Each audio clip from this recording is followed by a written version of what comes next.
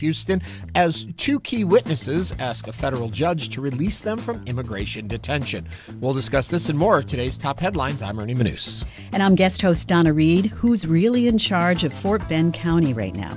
Commissioner Dexter McCoy is here to share why he's refusing to attend commissioners' court meetings and what this leadership fight could mean for county government. Plus, what can a backyard beehive tell us about Houston? And how is Bee2B helping residents become stewards of the city's most important pollinators? And as always, we want to hear from you. Give us a call or text us at 713-440-8870 or email us at talk@hellohouston.org. Hello Houston is made possible in part by founding sponsors John Bradshaw and Kathy Sanders, by Metro, and by gifts from listeners like you. Live from NPR News, I'm Lakshmi Singh. Today, President Trump carries out one of his most somber duties as Commander-in-Chief. He is attending the dignified transfer of 4 U.S. service members killed in action in the U.S. war with Iran. Before leaving Joint Base Andrews for Dover Air Force Base in Delaware, Trump told reporters he was about to carry out one of the hardest duties of his presidency. All I'm going to say is, we love you, we love your child, and that's what they are to them. They're their children. There's no games, no nothing. That's their child. And all you can do is throw out your hearts. Since the U.S. and Israel went to war with Iran in late February, at least 18 American troops have been killed. The Iranian government says it has lost thousands of its citizens, many of them civilians. Trump is ramping up threats on Iran. In a post on social media, he said the U.S. would destroy bridges and power plants if Iran shoots at ships in the Strait of Hormuz. Here's NPR's Deepa Shivaram. Attacking civilian infrastructure could constitute a war crime, but Trump says from now onward, if Iran fires missiles, rockets, drones, or any other weapons at ships in the Strait of Hormuz, the U.S. would respond by bombing one bridge or power plant. He added that those could include ones located in or near Iran's capital city, Tehran. The escalation comes as Trump has said he has no interest in meeting with Iranian negotiators. The war has gone on months longer than Trump said it would, and support for Trump's actions abroad and the higher price of goods that have come with it is dropping, even among his base. Deepa Shivaram, NPR News. By a vote of 220 to 205, the U.S. House of Representatives has advanced a bill that would extend government funding until after the midterm elections. 6 Democrats joined nearly all Republicans to send the funding package to the Senate, where Majority Leader John Thune said the chamber would act before leaving town for the August recess. NPR's Eric McDaniel reports. Republicans want to avoid a third government shutdown, this one coming just ahead of the midterm elections. Democrats have forced 2 record-breaking shutdowns since President Trump began his second term, the first over federal subsidies for health insurance plans and the second over funding for the president's immigration enforcement agenda after federal personnel killed Americans in Minnesota earlier this year. Leader Thune says he'll work on a different version of the funding extension in order to attract needed support from Senate Democrats. If that doesn't pan out, he has a plan to pass a funding extension on a party line vote, avoiding the chamber's typical 60-vote threshold using a parliamentary quirk known as reconciliation. Eric McDaniel, NPR News, Washington.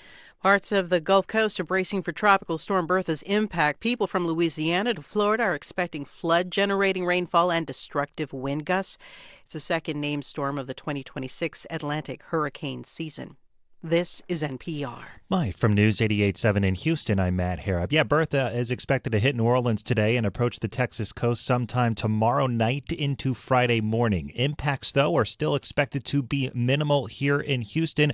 However, Haley Bailey with the National Weather Service says there's still some unknowns. Forecast has it approaching the Texas coastline as a tropical storm. There's a lot of uncertainty still with the intensity. We do have northeasterly shear that has been developing and increasing, and that's going to play heavily into how this storm evolves over the next couple of days. Houston is projected as of right now to maybe pick up an inch of rain today through Saturday. It's those gusty winds, though, that could be more of a problem. It might be a good idea to have a bottle of water with you when you go outside today. This will be the hottest day of the year so far, with temperatures expected to exceed 100 degrees, maybe reaching 105 on the thermometer. Haley Bailey is a forecaster with the National Weather Service. Let's go to her again. She says with the humidity, it'll it'll feel worse. We're looking at widespread heat indices in the 110 to 115 range. So for that reason, we have gone ahead and issued an extreme heat warning for today, looking like we may have a heat advisory for Thursday as well. Cooling centers are open throughout the city of Houston today. It's already 92 degrees on the UH campus. Galveston is the focus of a new study from the Centers for Disease Control and Prevention on the resurgence of murine typhus. That is a flea-borne disease that can cause serious illness in humans, and it's had a resurgence specifically in South Texas.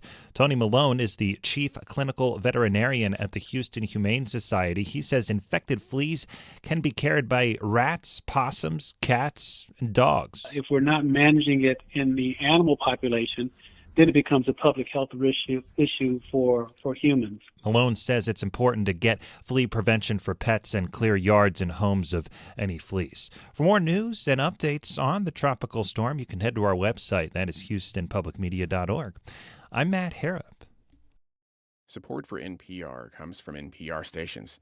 Other contributors include Progressive Insurance, with Snapshot, a program that monitors how and how much a person drives.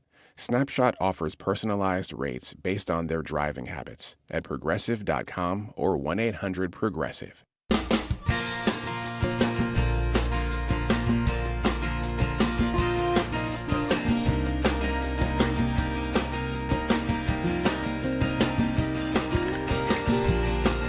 From Houston Public Media and News 88.7, it's Hello Houston, an open forum on today's biggest stories affecting Houston and beyond.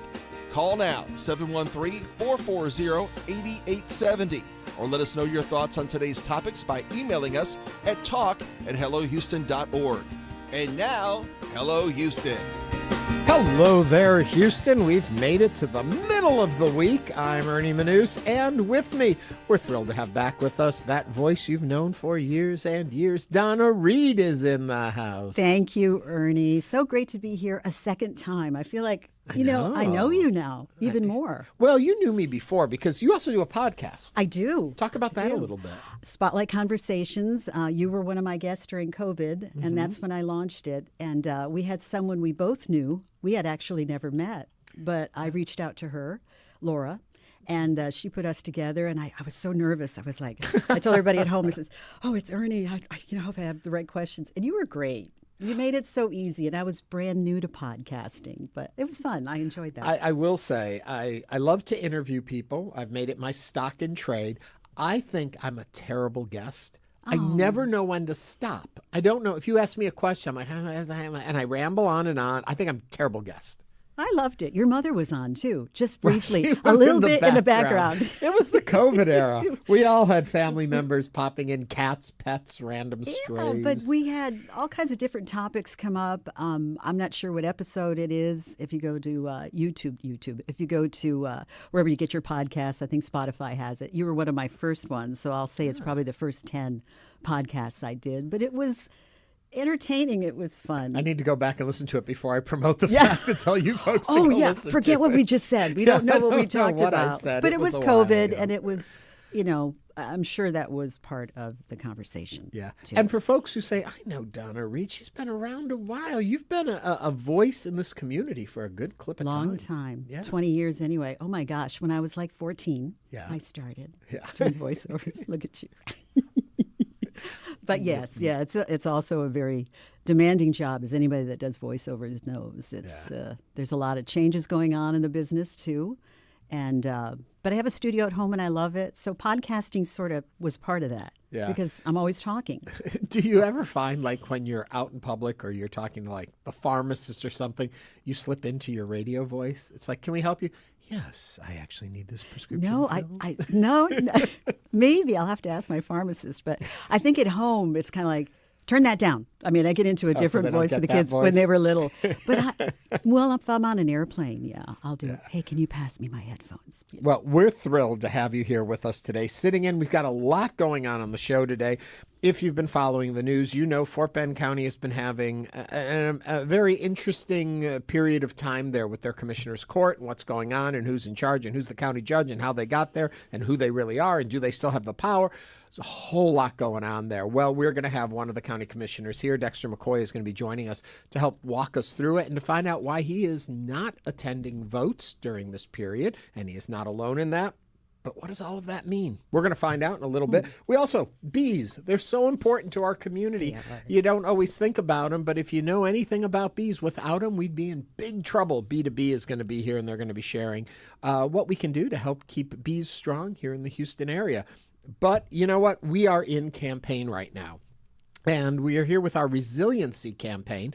And the reason for that is because when the federal funding cut happened, it left us all pretty much all, and by all I mean all public media stations, kind of at a loss for what to do. So we turned to our community. We lost $2.2 million a year in operating funds. Now, some stations got hit much harder because a larger percentage of their budget comes from the community. We're in a good shape, but it was still about 10% of our budget. And it wasn't just for 1 year. It was for 2 years, which also means another $2.2 million. We're trying to regroup that amount. Imagine if 10% of your budget from your household just went away, but you still needed to function and feed your family and pay your light bills and everything you have to do, put gas in your car. That's what we're asking you to do to help us with. We're very close. We're almost there. I think we're at about 85% of the way to where we need to be. So we need your help right now. Easiest way to do it is go to HoustonPublicMedia.org/donate or give us a quick call at 888-909-0887 and you can make that gift of support. It's easy to do. It's so easy, and we're so close. We are very close, and we'll tell you more about it as the show goes on, but you know the drill. If we're asking for your help, it's not because we want it, it's because we need it. And that need can be satisfied by our community, and you're one of those folks, so please help us out. HoustonPublicMedia.org/donate. But into the show, always at the top, it is headlines. So, Donna, take us into the headlines. Thank you, Ernie. Pressure continues mounting over the fatal ICE shooting of Houston construction worker Lorenzo Salgado Araujo as two key witnesses ask a federal judge to release them from immigration detention. The Houston Chronicle first reported that Daniel Tirado Patoja and Jose Trinidad Rojas Pliego, who were passengers in Salgado's work van, filed petitions in the U.S. District Court for the Southern District of Texas seeking release from immigration detention. The men argue they were being held unlawfully while serving as key witnesses in the ongoing investigation. If granted, the petitions could lead to their release from an ICE detention facility in Montgomery County. Tirado and Rojas argued in their filings on Monday that they are being subjected to indefinite detention in violation of their Fifth Amendment due process rights, despite having no criminal records and posing neither a flight risk nor a danger to the community. The petitioner is neither a flight risk nor a danger to the community, immigration attorney Raed Gonzalez says, who represents both the men, wrote in the petitions per the Chronicle. So what are your thoughts? Call or text us at 713-440-8870. To start off with this, I would think that the biggest fear, the biggest concern for legal experts, for people that would, what's the term I'm looking for defendants, for this case to get a full investigation, is if these gentlemen were extradited, were sent out of the country to one of these camps that we've heard so much about. Mm-hmm. And if you are trying to if some organization, some element wanted to hide information or deny full transparency, that would be a move that would be taken. Sure. It is not unheard of. Simply being undocumented has meant people have been picked up all across our country, have been held, and in many cases been extradited. So I can see the concern here. And these gentlemen and their representation are saying, or their representatives are saying, they don't pose the flight risk. They have not been criminal. They're not criminal charges against them. I don't know that matters in today's ICE world. I think the idea, simply the fact that if in fact they are undocumented, I don't know their full stories, and I haven't heard as much about their cases. But if in fact they are undocumented and being held because they are undocumented, it is not unheard of that they could be sent out. Especially if their story differs from the official story that we've heard. And from what we have already been told by folks who have talked with them is the fact that it does differ from the official story of what's been told by the feds. So, yes, I can understand that concern. I don't know necessarily that it would mean that they should be released from the ICE detention facility. I think that's going to be a harder hurdle to overcome. But I would think that the most important thing is to keep them from extradition. I mean, where do you see it heading? Just your gut feeling. Well, I'm going to throw a question then back at you. Where do I see what element advancing? For them. What do you think? For them? Yes. I see them. I think there's going to be so much outrage and pressure. I think they won't be extradited, and I'm the one bringing up extradition. They're not saying that, but that's what I think this is all about. I think they will continue to be held here. I don't think they will be released. I don't think that will come of it immediately, because I think that they will still, because I think ICE has to show that there was a reason for this whole incident to happen. Even if they weren't the individuals ICE was looking for, they came across people who also were afoul of the system. And therefore, yes, things got out of hand in the situation. We'll see full investigations into what actually happened with the encounter that led to the death. But if you let these other two gentlemen back out into the community, then I think ICE feels and the government feels like, oh, then it looks even worse what we did. If we can hold on to them, we can still say, see, things went wrong, but we got these two. I think that it's a bit of a cynical position, but I think that. What do you think about it? Well, whatever happens, it's going to change the landscape completely. So it's hard to say at this point what will happen because everything's still unknown. Right. So it'll be just to see the future of everything. I mean, I think extradition would be a foolish move at this point because a few individuals have actually spoken to them and their story is already out there. Sylvia Garcia spoke with them. Sean Tier's people have spoke with them. So there has been conversations happening and their story has come out. So now it doesn't behoove them to send them out of the country. Before it would have. If they could have, I'm sure, if they could have taken them and extradited them immediately, they would have for the sake of. And I'm just talking off feeling, instinct, and a bit of history of what we've seen happen in other situations like this. Yes. And I'm curious what you think. Give us a call or text us, 713-440-8870. What do you think is going to happen here? What do you think should happen here? Are we on the right path here? Should they be released? Should they be, since they are not a flight risk and show no criminal record? Or simply the fact that they did not, they were undocumented and therefore they should be detained? What do you think? Call us. Let us know. 713-440-8870. I have talked enough on that topic. I feel like I had a whole monologue there on that with my thoughts. You and did, feelings. but you have feelings. I do. You have a passion for it. So. I have feelings, and I'm also greatly concerned about this entire situation. My biggest concern in this entire situation is that we will move on as a culture to other stories. We will find there will be other ICE incidents. There will be other news things. There will be other things that come out of the White House or out of the federal government. And this story will slowly fade. And my goal is to continue to talk about it, to make sure we have transparency, that we get the investigations we need, that all the evidence is gathered, that none of it is destroyed, that nothing is hidden, that nothing is falsified. That's my dream for this, and that we really know what happened. None of this is going to bring Lorenzo back. None of this is going to bring total peace to the family. But we do owe justice to them. We do need to understand what happened and who was at fault in this situation. And then if someone else was at fault, there needs to be some sort of, I don't want to say punishment or retribution, but there has to be accountability. But the story may not fade, too. I hope it doesn't. Yeah, I don't think it will. All right. Speaking about other things happening, and I said, other stories making it to the headlines, the Trump administration is moving forward with a new commemorative coin for America's 250th birthday. And guess whose likeness is going to be featured on one side of it? Take a guess.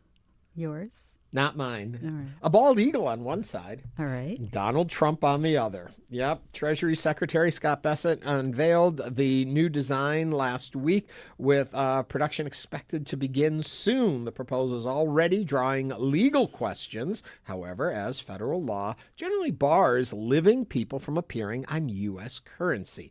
Treasury officials argue this is a special edition coin to authorize that's authorized under a separate legislation passed by Congress in 2020. What do you think? Commemorative Trump coin, which would be legal tender. What do we think about it? 713-440-8870. Donna, what do you think about it? Getting your change purse out? I was looking. All of those coins, they're all deceased. Mm-hmm. I did not know that. Yeah, it has to be. Every time I come in here, it's like a history lesson with you. I love it because I probably knew it, but it's interesting. I'm more okay, not that I'm okay with any of this, but I'm more okay with a commemorative Franklin Mint coin, something like that, that doesn't have legal tender, that isn't our real currency. You want to do that, it's not my cup of tea. Some people want that, so be it. But for it to be on our official currency and bucking the trend of everything. I remember, though, back, and you may remember this too, I have seen it, back in 1976, didn't they have commemorative legal tender? There was a $50 or something coin that had a little star. Piece, yes. Yeah, that had a little star thing on it for 76. Mm-hmm. So they have done commemorative things for those, but it wasn't putting, Nixon or Jimmy Carter's or Gerald Ford's face on the coin. Going back in time now. I'm trying to remember which one was president. You knew. Did you see me run through all of them until I got there? You had it. Do you think it was pitched, though, that it would be commemorative? That's what they're saying. Okay. They're saying, that this is a special edition coin. It's authorized under special legislation. But I think there's a difference between that, a Golden Girl medallion that you want to get from Franklin Mint, fine, but you can't. You have not looked at my jewelry box lately. You didn't. What do you think? Are you a coin collector? Is this a coin you would want to get your hands on? If it weren't legal tender, would it still have the same significance to you? Would it be a keepsake of a period you'd want to get and just be happy with it? Or do you feel like we're at a point where this is a very important point in our history? It's our 250th. He is actually the president during this period. Should he be recognized on that coin? I'm really curious what you think about it. You're being very quiet out there today. 713-440-8870. We had a comment that came in that meant... Ernie, I think you mean, this is going back to our first story when I was talking about the gentlemen that were also in the van. I think you might mean deportation, not extradition. I think you're very right. I think I conflated those two words. And I probably just conflated the word conflate. You're right. They also say the witnesses to the Lorenzo killing should be released, so the Harris County District Attorney's Office should be released too, I guess if they want to say, so they are available for investigative interviews. Yes, what I'm saying, though, is they can be talked to while still in custody. I think they need to be made available. Not saying I don't agree with you. I'm just saying that as long as they are kept available, if they are kept in our area and they are kept so that there is access available to them. Mm-hmm. Yeah, that's what I'm thinking on that one. Anyway, what are your thoughts on the topics we are discussing today? I'm trying to turn my pages. We did have a story to read, but I know we're tight on time, so we're not going to get to it. We'll get to it later about the new movie, The Odyssey, which I saw last night. I'm curious what folks think about that, and we'll be returning to that later on. But right now, we are going to take a quick break. When we come back, we're going to try and make, not speaking about coins, but heads or tails out of what's going on over at Fort Bend County Commissioner's Court. And Dexter McCoy is here to talk with us about his actions, what's going on there, and what we all need to know about this story. This is Hello Houston on News 88.7.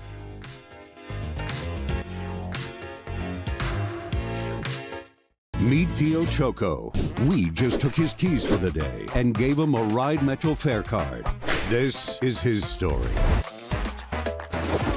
Visit ridemetro.org/Choco to find out where is Choco. We're here from Havana, next time in Here and Now.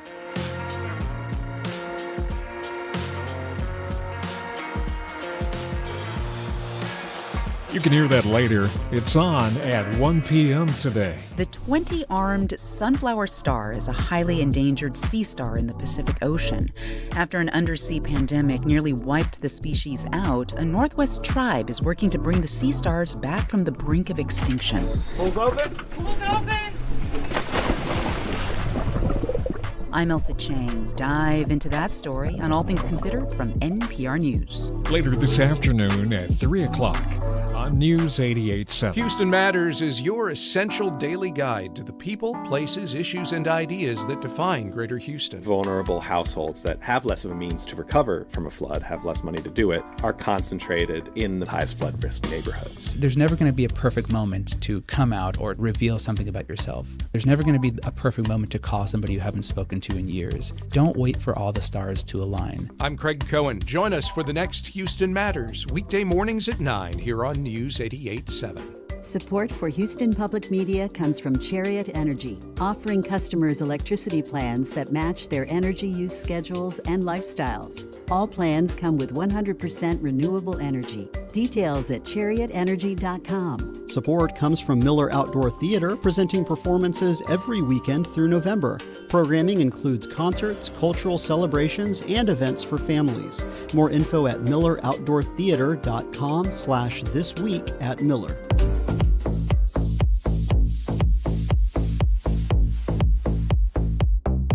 And now back to Hello Houston. To comment on today's topics, call or text 713-440-8870 or email us at talk@hellohouston.org. And now Ernie Manouse and guest host Donna Reed. All right, the fight over who has the legal authority to serve as Fort Bend County's interim judge continues with lawsuits, disputed commissioners' court hearings, court meetings, and growing questions about how county business should move forward.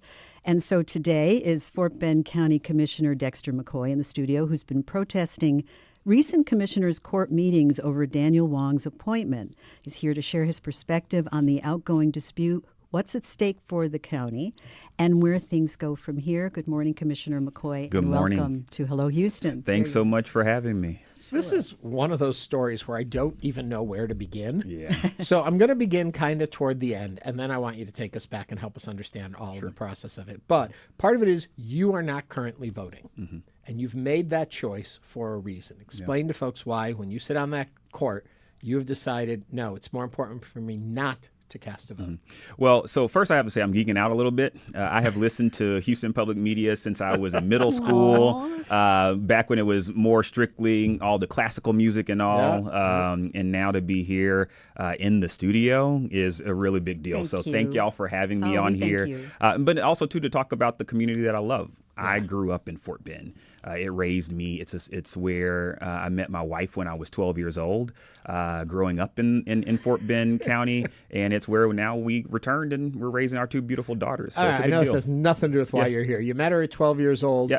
Did you start dating as teens and it's been your one and only? No. Or the debate is, I keep saying, oh yeah, we are high school sweethearts, but we did not date continuously. Okay. She broke my heart junior year of high school. She still doesn't know why. And then you punished her by marrying her. That's good. I'm going to have to use that one. See, we like to ask our guests. We feel like there's a bond going on here when we ask these questions. Oh, yeah. No, but that's my heart. But, I mean, they're the reason why I do the work I do every day. And I'm really excited about what's on the horizon for our county, but we've got some dark clouds over us right now.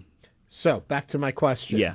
Why are you not voting? So, and really, it's not that we're not voting. We're not participating in the proceedings right now. We're being blocked from participating. Essentially, what we have is a situation where there was someone temporarily appointed to perform the duties of county judge. Again, not the county judge, but with our county judge having been suspended, someone was appointed to temporarily carry out his duties in his absence. It was as a result of a civil lawsuit to remove KP George from office, but that lawsuit has been disposed of. It's gone. And yet this temporary appointee, who happens to be my Republican opponent for the seat for county judge, he has decided, no, I'm not leaving unless you give me a court order that tells me I have to. Anyone who knows how civil litigation works knows that's not how that works, but they have been operating in this kind of space of lawlessness and make me. And that's just awful for our community. And so I'm going to stop you right there. You're going to take me back that the audience can follow what in the world is going on here. And I think there's so many weird ripples in this story. But the first one is KP George gets elected to county commissioner. County judge. County judge, I mean. He is, though, a Democrat. Then he switches to a Republican. That's right. That's the first thing that's odd in this whole thing. Right. So now it's saying, is he there because the Democratic voice of the community put him in that position, but now he represents the Republican voice of the community, and so therefore there seems to be a Republican stronghold behind him. Yeah. But that's not how he got elected initially. Correct. Then there was some concern about the way he handled matters and officials, and there was a court case, and he was removed from, or he was initially suspended. But in the suspension, this is where I already get confused. Yep.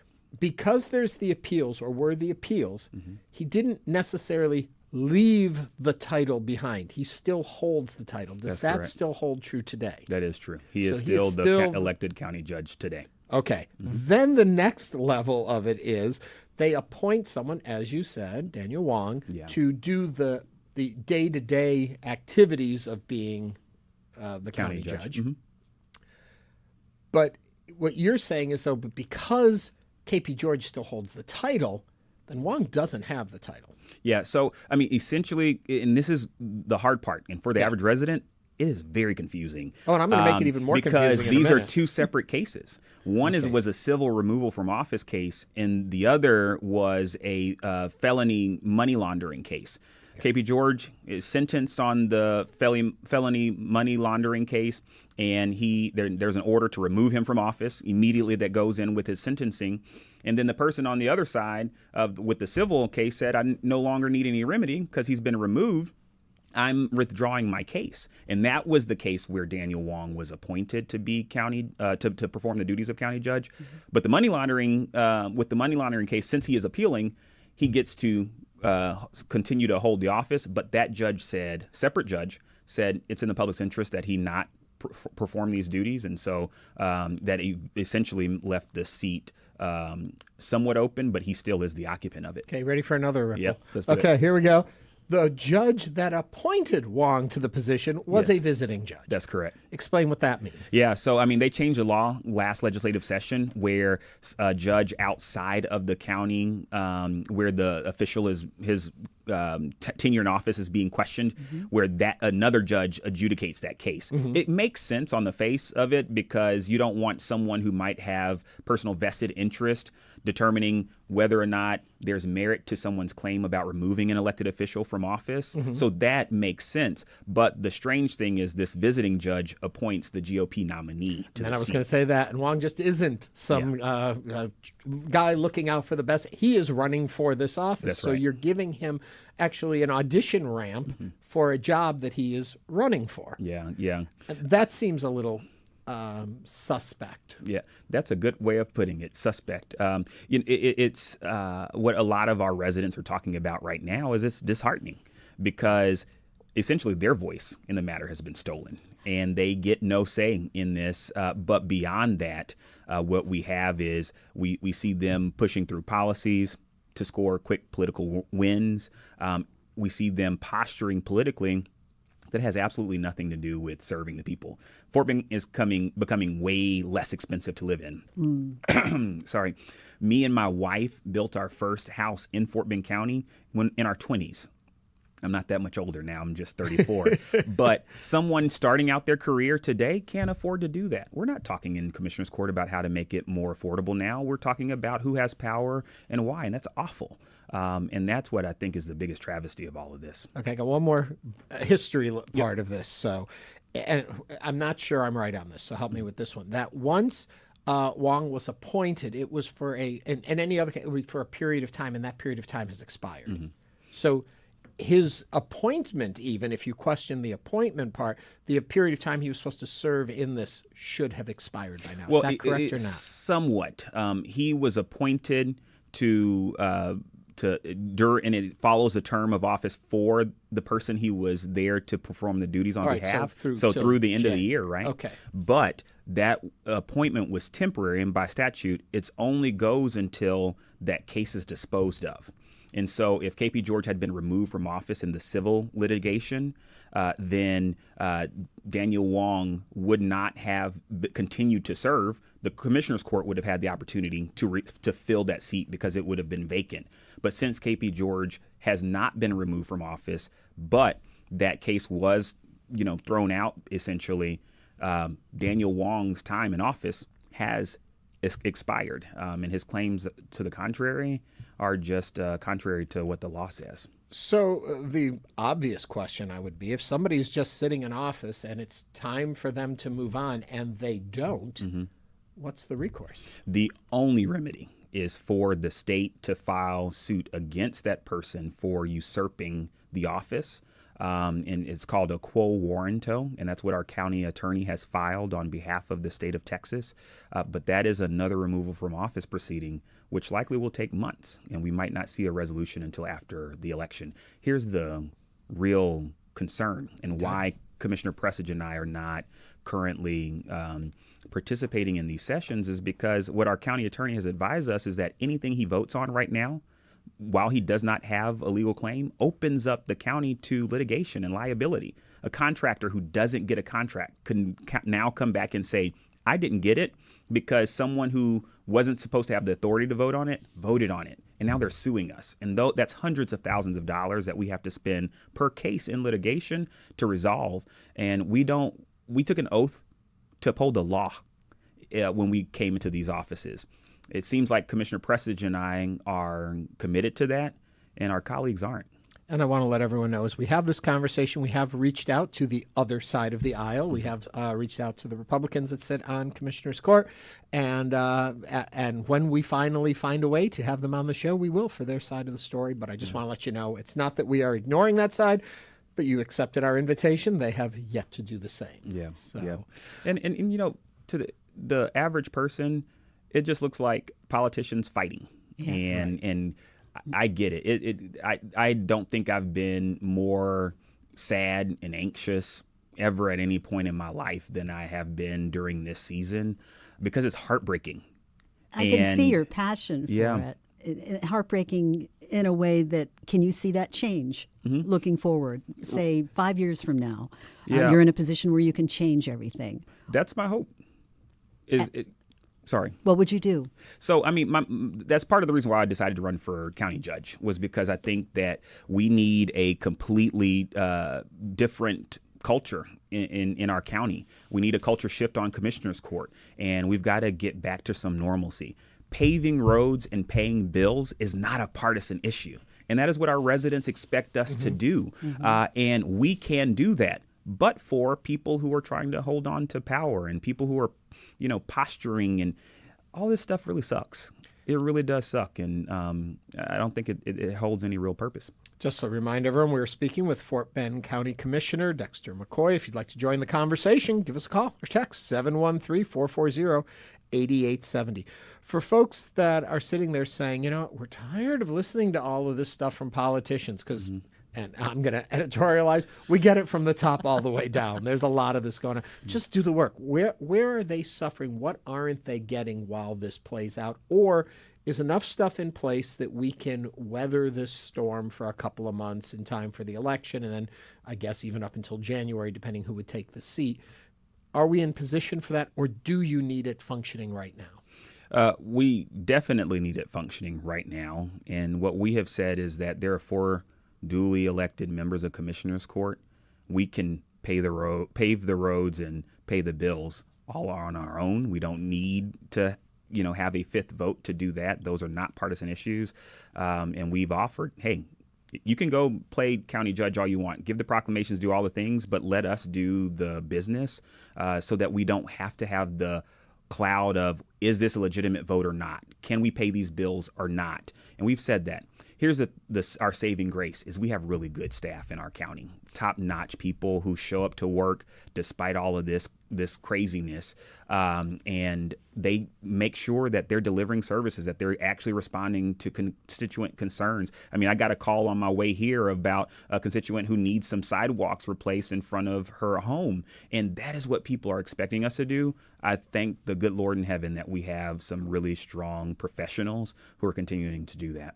I'm sure that those on the other side of the aisle will say, you're making an issue out of this right now and trying to get attention because you're running against Wong, and this is a great campaign thing for you. How do you address those concerns? I can understand that concern for sure, and I don't think that it's wrong of anyone to think that.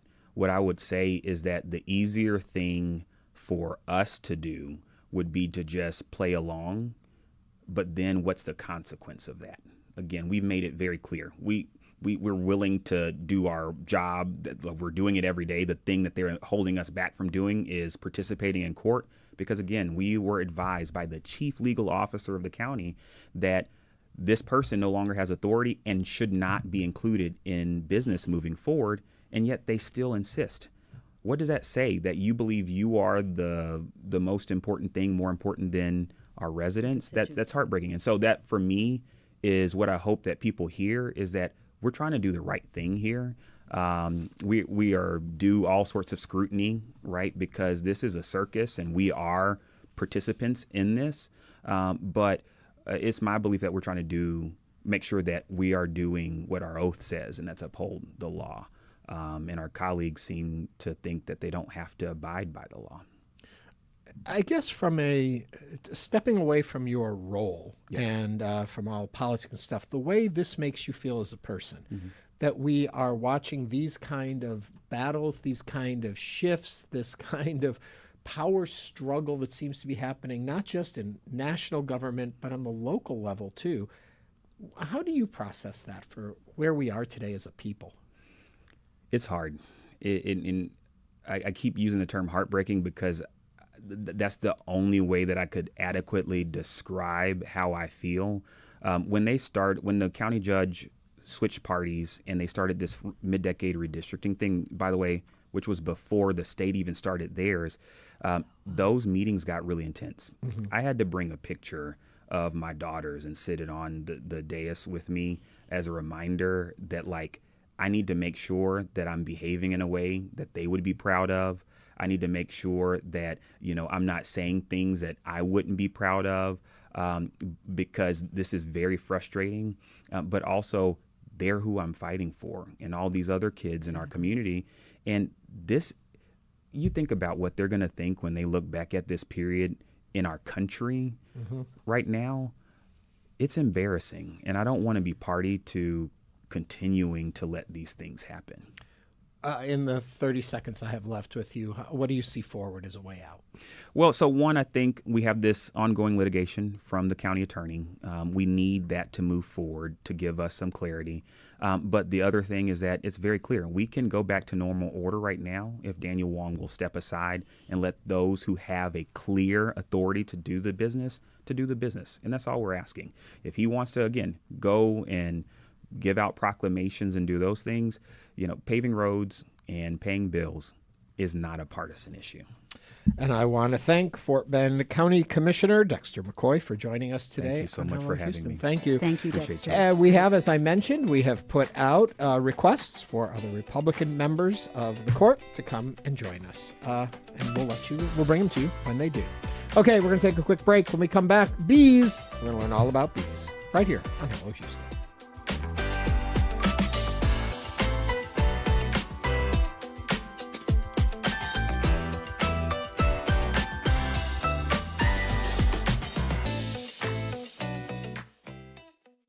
We are in our on-air Resiliency Fund campaign because the news and information you hear on Houston Public Media every day needs your support. Every single day, not after storms, not after election nights, not after breaking news alerts, all the time. And Houston Public Media, as you've heard us talk about, has lost $2.2 million a year in federal support. And this campaign helps us make up for those 2 years of that lost support so that we can plan and build stronger for the future. And right now we want to thank Wesley and Linda Patterson. Your donation has doubled. Your gift doesn't just help, though. It helps twice as much. So $25 becomes $50. $100 becomes $200. It's the same gift, same you, but double the impact. So you can do whatever you can right now at houstonpublicmedia.org/donate. That's the website to go to. Or call 888-909-0887. I asked this question, can a radio station feel like an old friend? Well, Sharon, a Houston Public Media listener, discovered public radio at 12 years old. She's now, I hate to give her age, but she's 61. She says it's been like a friend ever since. She says it's reliable, trustworthy, the programming that's hard to find anywhere else. It helps keep that trusted, so now we need you, I should say, to help keep that trusted friend on the air. Give right now at houstonpublicmedia.org/donate, or you can give us a call at 888-909-0887. Remember, you can also text us, HPMRF, that's Houston Public Media Resiliency Fund, 888-909-0887. This week in This American Life. Meet Damola, songwriter, world-class violinist, and award-winning multi-genre artist. We just took his keys for the day and gave him a Ride Metro fare card. Visit ridemetro.org/Damola to learn more about his ride. It was just a tree. The very serious and entirely ridiculous criminal trial over a murdered tree this week. This American Life, it's on tonight at 10 o'clock. On the next Fresh Air, the term Instagram face was coined by New Yorker staff writer Gia Tolentino. Now she has a warning.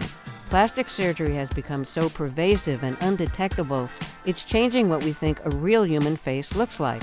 Her article, Our Plastic Surgery Nightmare, delves into what happens when we can no longer trust our own eyes. Join us. You can listen to Fresh Air tonight. It's on at 8 o'clock. Support for Houston Public Media comes from listeners like you and from attorney mediator Ron Bankston, providing in-person, video conference, and hybrid mediation and arbitration services. More information is available at ronbankston.com. Support for Houston Public Media comes from Theater Under the Stars, with a 2026-27 season of Broadway musicals at the Hobby Center. Subscription packages for 3 or more shows are available. Information at tuts.org. Kevin Coolish and Beverly McPhail proudly support Houston Public Media, where facts matter and every voice counts. Because honest journalism and informed debate are vital to a vibrant democracy. Support comes from UT Health Houston, Houston's health university, where education, research, and patient care come together to help advance health and improve lives in Houston and beyond. More at houstonshealthuniversity.com.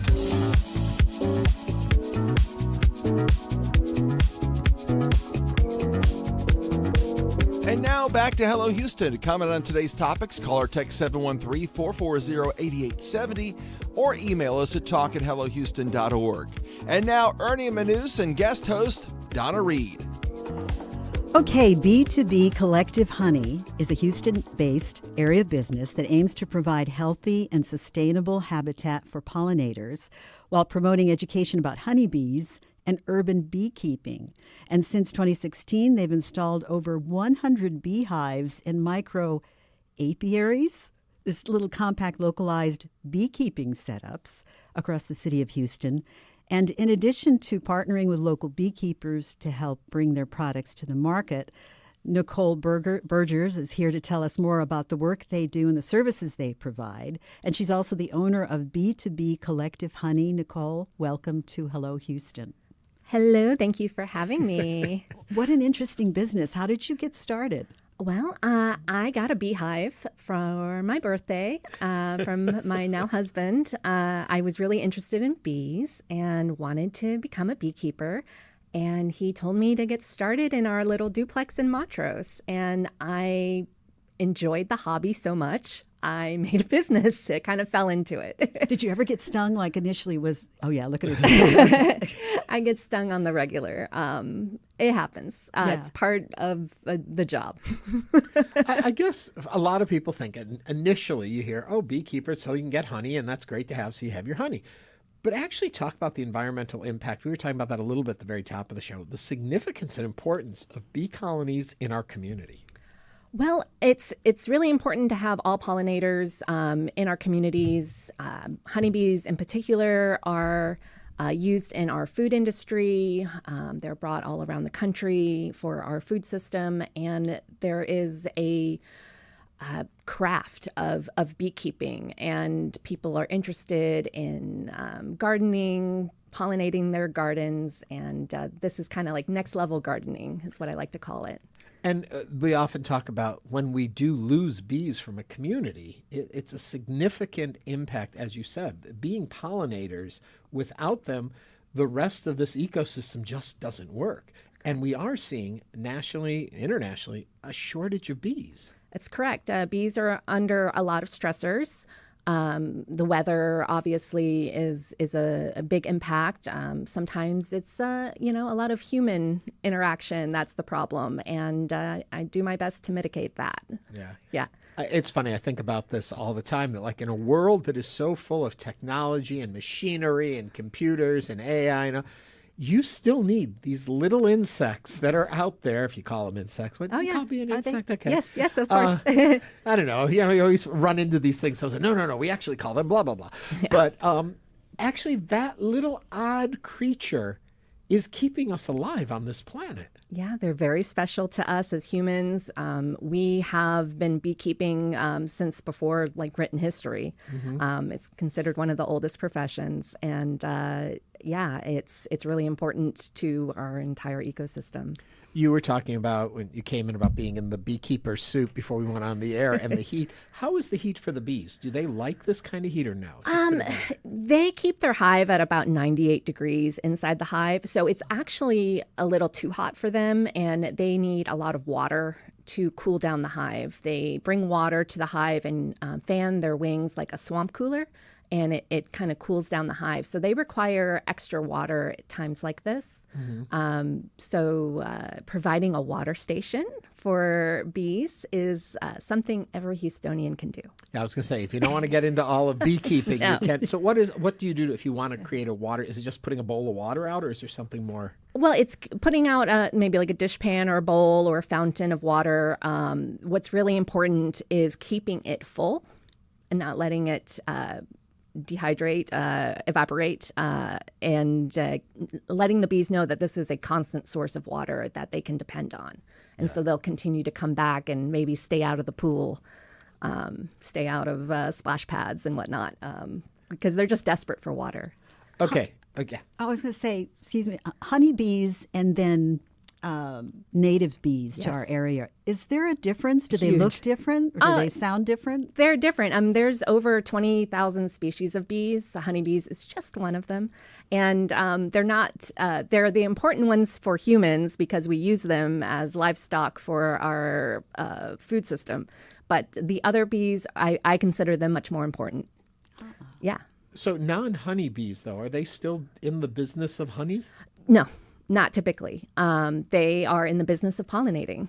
And sometimes they're solitary. Sometimes they have small colonies. They're all over the place. Some of them look a little like honeybees. Some of them don't.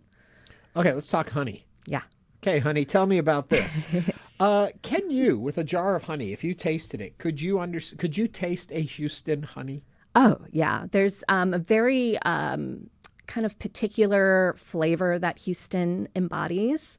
And our main nectar source is an invasive species, very typical Houston. It's the Chinese tallow tree. So that flavor is pervasive within our honey year, the season. However, Houston honey, it's a lot to do with the humidity. It's a little runnier than like European honey. I find I'm physically able to taste the difference even between neighborhoods and yeah. Really? Oh yeah. Each neighborhood has their own particular like fingerprint of different flowers. Okay, so if I'm getting a honey in this region, what's a good neighborhood to get from?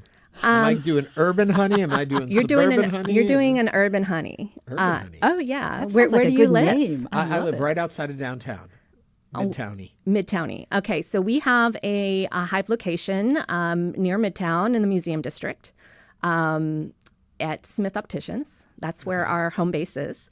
And that's where we do all our educational like hive tours and classes and things like that. So that would be very close to where you live. And it's also delicious. Not just retail-wise, Yeah. but if I'm looking for the best flavor, am I finding better flavor from an urban honey, Yes. from a suburban honey, from a way out in a farmland honey? In my opinion, the urban honey is the best because it's the most diversified of flowers. The diversity of Houston extends to ecology. We have so many different plants here, so many different types of blossoms and nectars. It really is a special place for honey. Once again, we're the most diverse city in the country, even in our honey. Even in our honey. That's right. That's right. Okay, if I want to get started on this journey myself, what would I do? First thing you would do would probably be join a bee club. We have a lot of associations throughout the city. The Houston Beekeepers Association, Harris County Beekeepers Association. There are different sectors of bee clubs. All the counties surrounding Houston have a bee club. So that is where you get the most localized information and guidance. And not only is it a fun hobby that gives you honey, if it's honeybees you're working with, which I think it would be, it's also good for the environment. Yeah, it's if you're doing it right, you will have this almost spiritual connection to nature and greater appreciation for your surrounding environment. Nicole, thank you very much for coming in today. Thank you, Ernie. Nicole Buerger is a owner of B2B Collective Honey. It's Honey Collective. Honey Collective. Oh, okay. I don't know. B2B you love your work. Honey Collective. There you go. Yes. Straightened us out. Thanks. We're going to take a quick break. When we come back, of course, we're going to be back into the headlines of the day. And Shawn Singh is going to be here. He is Shawn the Food Sheep, telling us where it's a good places to eat. More coming up right after this.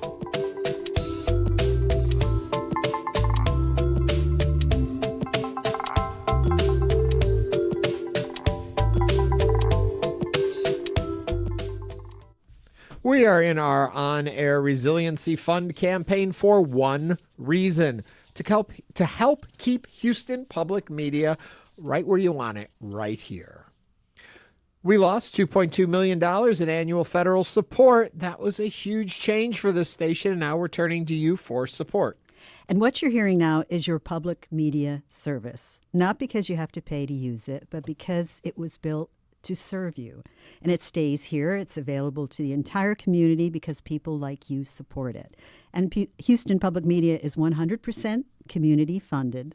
And that's because we're here today. We're asking you to take that extra step to make your gift. So if you've never given before, you can make your very first gift at houstonpublicmedia.org/donate or call 888-909-0887. And I want to remind everyone, this is double time. Wesley and Linda Patterson are doubling your donation right now. If you've never heard of that phrase before, well, here's what it means. Someone has stepped up to match every gift we receive. So if you give $25, that becomes $50 to us. Same gift from you, twice the impact for Houston Public Media and Houston. So do us a favor right now. Go to houstonpublicmedia.org/donate or give us a call. Simply call at 888-909-0887. And last call on this one. Every gift doubled, but only for a little while longer. For anyone just tuning in, someone is matching every gift we receive right now. So your support automatically counts twice. If you've been waiting for a sign to give, this is absolutely the time to do it. You can give now at houstonpublicmedia.org/donate or call 888-909-0887. I want to tell you quickly, for some people, Houston Public Media is a lifeline. Patricia, Houston Public Media listener, is also a viewer. She's aging alone on a fixed income, and she can't afford streaming apps. She calls public media a beacon of good in an ever-changing world. Your gift right now keeps this service here for people like Patricia and others in our community who count on us every day. We are a lifeline of information, of entertainment, of news, and of resource to understand what is available in their community. But they can't always afford it. If you can help us right now, give at houstonpublicmedia.org/donate or simply give us a call or text 888-909-0887, and thank you. Stay tuned. There's more Hello Houston on the way. For the latest in local news, subscribe to the Hello Houston daily newsletter at houstonpublicmedia.org. Hello Houston is a production of Houston Public Media. The opinions expressed by the guests of this program are solely their own and do not represent the views of management, staff, or underwriters of Houston Public Media. This is News 88.7. Houston's next big story won't wait. Your gift to Houston Public Media's Resiliency Fund helps replace rescinded federal funding and keeps us ready. Give now at houstonpublicmedia.org/donate. You can watch Hello Houston on HPM Plus, free to download for smart TVs. We have an extreme heat warning in effect until 8 tonight. Currently 92. This is your NPR station. KUHF Houston News 88.7, a service of the University of Houston. Just ahead on this hour of Hello Houston, Governor Abbott has issued an executive order to crack down on the practice of birth tourism. We'll discuss this and more of today's top headlines. I'm Ernie Manouse. And I'm guest host Donna Reed. What happens when the life you imagine slips away? Houston actor Michael Vincent Berry joins us to talk about a deeply personal new film project. Plus, looking for Houston's next great meal? Houston's own Shawn the Food Sheep is here to reveal the hidden gems, food trends, and the local favorites that might just be our answer. Also, we want to hear from you, so give us a call or text us at 713-440-8870 or email us at talk@hellohouston.org. You can also watch us live on YouTube by going to houstonpublicmedia.org. Hello Houston is made possible in part by founding sponsors John Bradshaw and Kathy Sanders, by Metro, and by gifts from listeners like you. Live from NPR News, I'm Lakshmi Singh. The U.S. launched more airstrikes on Iran overnight, and Iran hit back against targets in the Gulf and Jordan. More from NPR's Jana Raff. U.S. Central Command said targets overnight included aircraft hangars and drone storage sites. Iranian state media reported explosions in 7 Iranian provinces and said U.S. attacks included a strike on an electrical installation close to a nuclear power plant. Iran said it attacked targets in Jordan, Bahrain, and Kuwait, countries with an extensive U.S. military presence. Meanwhile, Yemen's Houthi rebels, backed by Iran, declared that a key Red Sea waterway, Bab el-Mandeb, would be off limits to Saudi Arabia. Jana Raff, NPR News, Amman. Secretary of State Marco Rubio met with Chinese Foreign Minister Wang Yi today on the sidelines of a regional summit in the Philippines. Ashish Valentine has more from Taipei. The senior ministers of the world's 2 largest economies spoke about the fragile truce in Trump's trade war with China and the future of the Middle East conflict. Rubio and Wang also used the summit to pitch their respective nations as guardians of regional stability. Tensions in the region were reignited after a clash between China and the Philippines in disputed waters. Rubio reiterated Washington's treaty obligation to help defend the Philippines, while saying it was important to continue dialogue between the U.S. and China. Xi Jinping is expected to visit President Trump in Washington in September. For NPR News, I'm Ashish Valentine in Taipei. Trump-backed candidates are celebrating wins in yesterday's Republican primaries in Arizona. They include races for a congressional seat and the governor's mansion. NPR's Sage Miller reports. Armed with Trump's endorsement, former NFL kicker Jay Feely is the Republican nominee in Arizona's 1st congressional district. He be a candidate to his right. His Democratic opponent has not been decided yet. This seat is critical for Democrats to win if the party wants to take control of the House in November. Conservative Congressman Andy Biggs, Trump's pick for Arizona governor, also won the Republican nomination. Biggs refused to certify the 2020 election results over Trump's unverified claims that the election was stolen. If elected, Biggs would have power over the election process in the swing state. Biggs will challenge Democratic Governor Katie Hobbs for the office. Hobbs is considered one of the most vulnerable Democratic incumbents this midterm. Sage Miller, NPR News. A Senate panel has voted 8-4 to advance President Trump's nominee to lead the Federal Emergency Management Agency. Cameron Hamilton temporarily led the disaster response agency at the start of President Trump's 2nd term. He clashed with Trump in defense of keeping FEMA open and was abruptly fired. The former Navy SEAL is now a full Senate vote away from retaking the helm.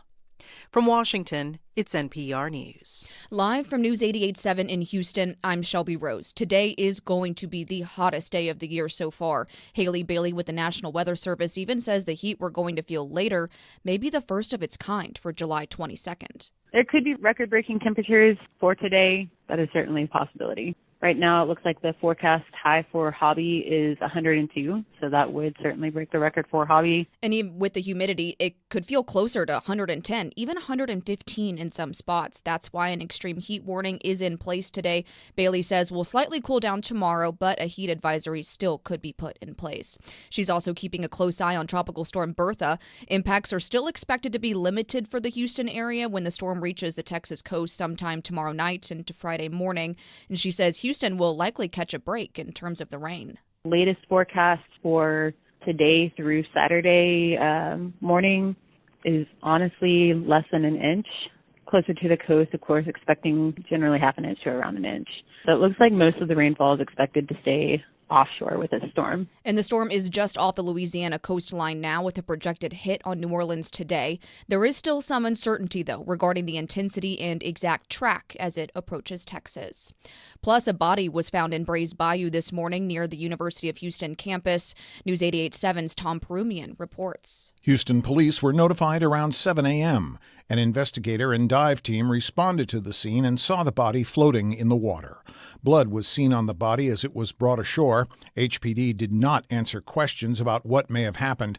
The medical examiner's office will perform an autopsy to determine how the man died. I'm Tom Perumian, News 88.7. And Galveston is the focus of a new study from the Center for Disease Control and Prevention on the resurgence of murine typhus. Now, that's a flea-borne disease that can cause serious illness to humans. Tony Malone, the chief clinical veterinarian at the Houston Humane Society, says infected fleas can be carried by rats, possums, cats, and dogs, so it's important to get prevention for pets and clear yards and homes of any fleas.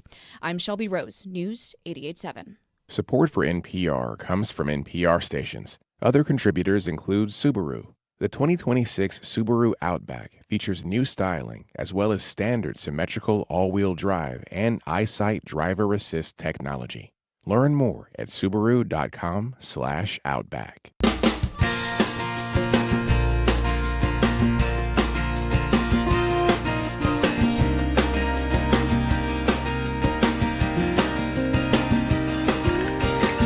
Live from Houston Public Media and News 88.7, it's Hello Houston, an open forum on today's biggest stories affecting Houston and beyond. Call now, 713-440-8870, or let us know your thoughts on today's topics by emailing us at talk@hellohouston.org. And now, Hello Houston with Ernie Manouse. And it is not just Ernie Manouse. I could not do this alone. I need Donna Reed here with me. And Donna, welcome back. You stayed for the second hour. I did. I should just embrace the moment, which is what I'm doing. It's always fun working with you. Behind the scenes, if they see my hands going like this, but you're relatively keeping it. Oh, no, I'm a really bad hand talker. I think it comes from my Greek heritage. Part Italian. Yeah, well, then you should be more. Yeah, there we are. So I'll be all. We have cameras. You want to see us talk with our hands? Go to YouTube. We broadcast there every day live. And let me tell you, this is just half the show. I think some of the best part of the show, and I wish I could spend more time reading it when I'm on the air. It's the chat group in the YouTube. We've got some great regulars who we call HuTubers, and they share their opinions and jump in on the stories and ask questions. We monitor that. We need you folks to join that too and bring up those numbers of who's watching online. We'd love to see you there. Just look for the Houston Public Media channel, and you can see how sloppy I dress every day. There you go. That's the bonus for it today. Have you ever kept bees? Have you ever done that? I haven't. We had a bee's nest at our house, which is different than being in charge of it. But they brought I know, but they brought honey afterwards because they had they were making honey. And the guy they stopped by and they're like, "Hey, little bee, have some honey." That was the voice. How did you know that? I know bee voices. Yeah, that's how they sound. Yeah. I found it fascinating. I did a story. We had a series online, maybe 8 years ago called, great name, Mockingbird and Armadillo. We'll talk about that later. But one of the stories said, they were all 3-minute stories, kind of like local-ish stories, but we did it at a beehive. And I got to wear the whole beekeeper suit, and I went out and got to be with the bees and stuff. And they gave me some honey from it. And I tell you, the locally sourced honey is just delicious. It is. You know? It's tasty. But I got a kick out of her saying that every section of Houston has got a different flavor. Yeah. I love the diversity of Houston, even in our honey. Also, we talked with what's going on down in Fort Bend, and I hope we didn't confuse you more about the situation down there, but helped lay out the issues and the different I almost want to say storylines. While listening to our guests talk about it, I couldn't help but think, wow, this sounds like a plot from like a Game of Thrones where you've got the deposed king and then another person is told they will be the king, but the person who made them the king didn't have the authority to make them the king. Yes. And then they said, but you can no longer be king. And they said, but I'm going to stay king. And then the king's council revolt. Crazy. It would make for a great the only problem is it's real life, and it's what people in Fort Bend are having to deal with right now. I don't even know if that's going to be the way from now on. You know, the way you're talking about, you know, serfs and kings and kingdoms and areas and yep. It's a little crazy. It is. It's a crazy world we live in. It is. But, you know, one thing you can always count on in a crazy world, you can count on Houston Public Media. We are here for you, and we bring you news, information, facts, and stories. We give you opinions, but we also give you the truth. And that's pretty much what our commitment is to make sure you have the information you need to make the decisions you need to make. And we can only do that with your help and support. And as you heard, of course, federal funding was cut for us a little over a year ago now, and they cut for the next 2 years our funding. That was $2.2 million a year from our station's budget. And we have turned to you for help. In this time, we had a resiliency fund last year, continued silently in the background up until now, and here's another vocal move, another drive. We've got about, I do believe it's like 88% of the way toward what we need to get. So now we need you to help get us the last few steps so that we can have a solid budget to plan for the future and to bring you all the programming you depend on. So make a gift right now at houstonpublicmedia.org/donate, or you can go to 888-909-088 someone, and someone can, did I say 88 someone? Let me try that again. 888-909-0887, and someone can help walk you through it all and make sure that you can give that gift of support that you feel that you would like to share with us. And know that we are good stewards of your money. We were talking with Josh Adams the other day here when we started the Resiliency Fund, and we were talking with Josh about not only did we look at what was coming, this federal funding cut, and being prepared for it, we also tightened our belt, and we reduced our operating budget, but made sure we continued to give you the same services, the same product that you are used to getting from us, the same education, an improved website, more digital connection to our content. But we need your help to get the rest of the way. So that's what I have to say about that. Anything you've got to share, Donna? I say give now at houstonpublicmedia.org/donate or call 888-909-0887. And I use my hands. You did use your hands. And so did you. I did too. I always do. I'm talking right to you. We're so international. You have 3D glasses on. You're watching us on YouTube. It's very fascinating. Anyway, coming up this hour, we are going to have Shawn the Food Sheep here. He is not a real sheep, but he is a real foodie. And he's going to be able to tell us about the trends and what's going on out there in our food world around us, because not only are we diverse, we also probably have more restaurants per capita than any city in the country. That's what I've heard said many times. We'll find out if that's true. And locally sourced, I was going to say. Houston native. That's a better way to put it. He's an actor. He's an educator. He's an author. Michael Vincent Berry is here. You would recognize him if you saw him. He's one of those that guy actors. He's working on a new short film project. Very important topic, and he's here to share that with us coming up in just a moment. But as always, into the headlines. Donna, take us away. All right. Thank you, Ernie. Governor Abbott has issued an executive order to crack down on the practice of birth tourism. The move appears to be a response to the recent U.S. Supreme Court ruling upholding birthright citizenship, despite efforts by President Trump to restrict it. Abbott's orders direct 6 health-focused state agencies to investigate schemes aimed at helping non-citizens travel to the United States illegally for the alleged purposes of giving birth and securing U.S. citizenship for their children. According to Abbott, Texas will not tolerate the exploitation of our immigration laws by individuals traveling to the U.S. illegally or under false pretenses to give birth and secure citizenship for their child. He continued, this executive order directs state agencies to investigate birth tourism schemes and hold accountable any provider that facilitates this fraud. Citizenship in the U.S. is not for sale in Texas. Will put a stop to individuals seeking to profit from birth tourism, according to Governor Abbott. The Nonpartisan Migration Policy Institute estimates that at most the number of babies born to tourists visiting the U.S. is less than 30,000 out of more than 3.5 million births per year. So what are your thoughts on Abbott's executive order? Call or text 713-440-8870. Would you be surprised to learn I have thoughts on this? I would not. And I think you should share your thoughts. Well, then I will. And we want to hear yours, too, as Donna just said. 713-440-8870. What do you think about all of this? Initially, here's Skeptic Ernie again. I think it's a campaign year, and that's why we're hearing about this. Because, first of all, we know it's a very tiny amount of births that happen in our country each year are from what we're calling birth tourism. Do I like birth tourism? No, I don't like the idea of it. Is there a way to stop it? No, I don't think there is. As long as we support the idea that if you're born in this country, you are a citizen of the U.S., that's it.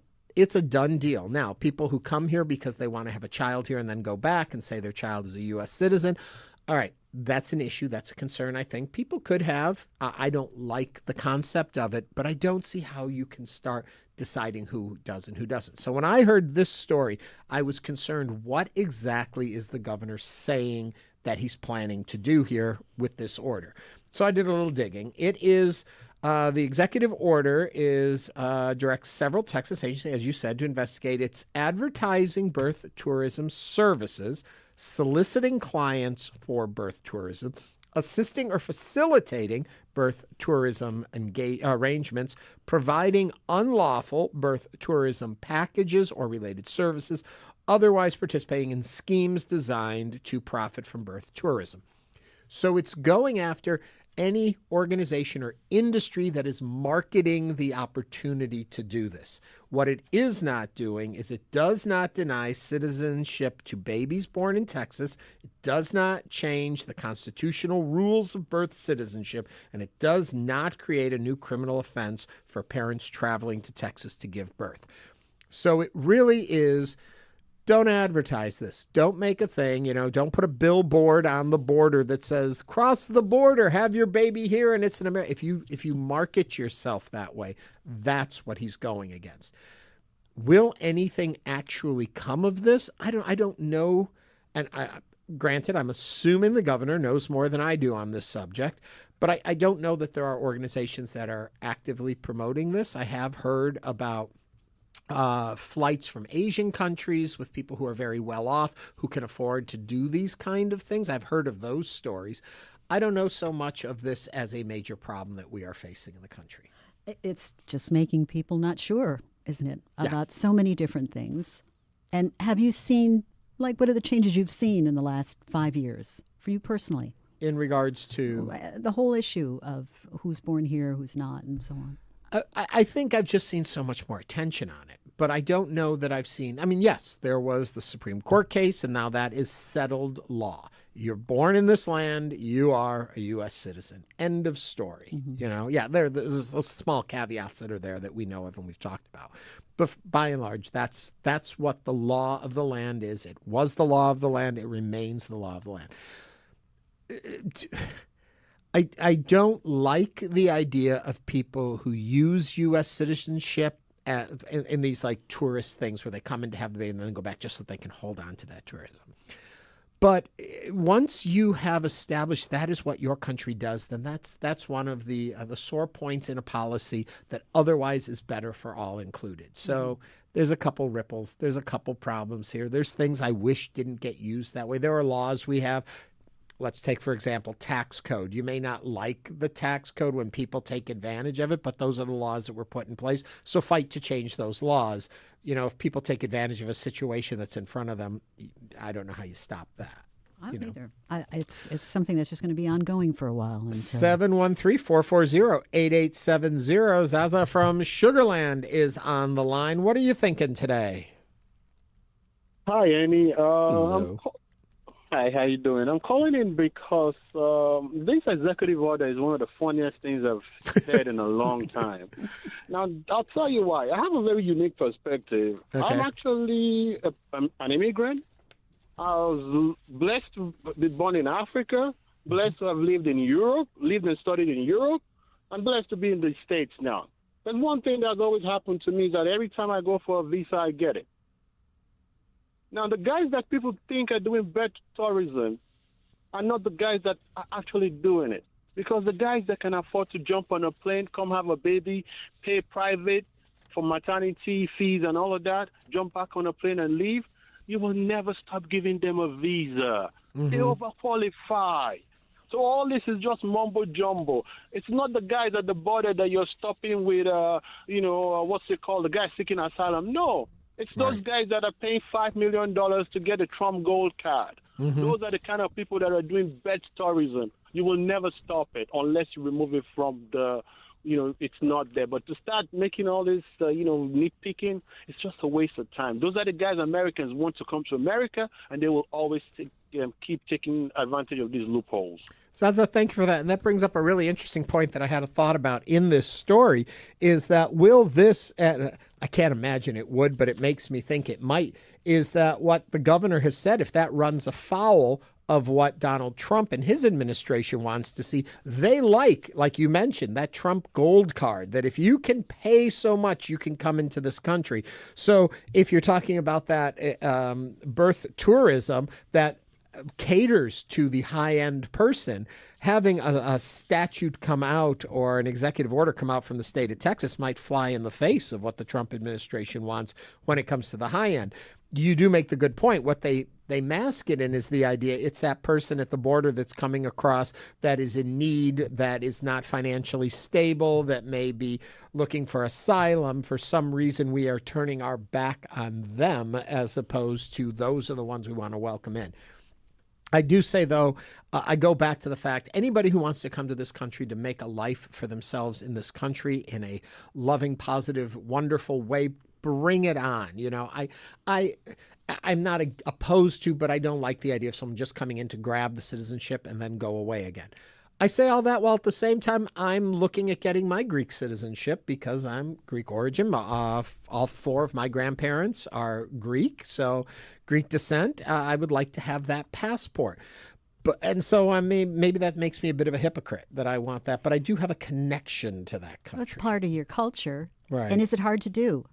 It would be hard for I'll you? let you know. You haven't started? Just starting the process, and all of my grandparents are gone. So gathering up all of those records and such is going to be hard. So I'll let you know how that problem because I'll works. try for Italy because my grandfather's from Naples. So See, there you go. We can talk about that in a future show. We will. We're going to take a call, though, right now. It's 713-440-8870 from Lakeisha from Fort Lauderdale, Florida. That's what's confusing me. Hello, Lakeisha. Welcome back.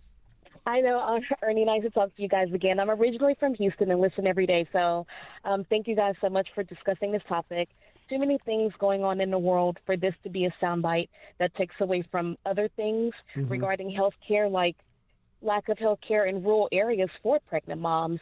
Absolutely. And those are the type of things that I feel like if we're going to discuss it on a national stage, these are the things that we want to get behind. But I understand it's just a soundbite to take away from everything else that's going on, just to drum up, I believe, a certain portion of the constituency. So thanks for having me, and have a great day. Lakeisha, thank you as always for listening and for sharing with us. And yeah, I think she falls in line with what I'm thinking here. Yeah. It's like there's so much more important stuff we need to be focused on. So many. Do I really disagree with the idea that we probably shouldn't encourage organizations to market off being able to send pregnant women here so that they can have a baby and then send them back to their country with their U.S. baby? And they're profiting off of it? Yeah, we should probably. But is that the number one priority of what our governor in this state, in this day and age, and with the issues we're facing should be concerned with? I don't think that's the best use of his time. I don't either. But as we said, it is an election year. 713-440-8870. Kimora from Spring is on the line. What's on your mind today? Hey, Ernie, how are you? Well. I'm in agreement with you. I think it's a frivolous topic. Many years ago, I traveled 7 months pregnant from Houston to Kansas, and I had to get clearance for that. So for our lead person here for the state of Texas to think that doctors in other parts of the world are not knowledgeable enough to first say to a mom yes or no, whether they think they should travel or not. I think that's very arrogant and ignorant of our leader of this state to not, consider that. But, secondly, it's just, it's very frivolous. If we did better nationwide and worldwide with U.S. aid, maybe some people, some mothers with high-risk pregnancies would not even be trying to travel here, to this country. But since we, cut U.S. aid and everything, that, might, propel some moms to want to do that. But, back to what your first caller said, it's wealthy moms that would even consider that.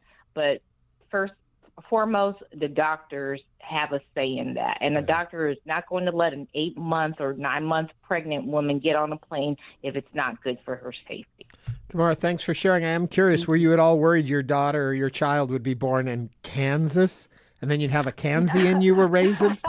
No, actually, I was not. That's a good question. I was not. I was a little nervous to travel, but I was traveling as a maid of honor. Oh.